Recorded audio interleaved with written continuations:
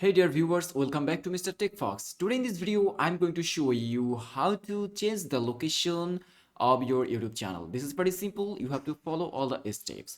First of all, you have to open a browser from your PC and then you have to type on the address bar studio.youtube.com and then you will see an interface like this, and you will see many options on the left side, and here you have to find an option called settings. You have to click on here and then you will see many options again called general, channel, and etc etc. You have to choose this option named channel, and here you can change the location of your channel or resident country of your channel.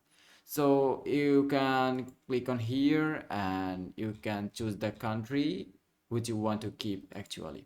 So that's all how you can change the location of your YouTube channel. Thank you for watching. See you in the next video. Stay connected with Mr. Tech Fox.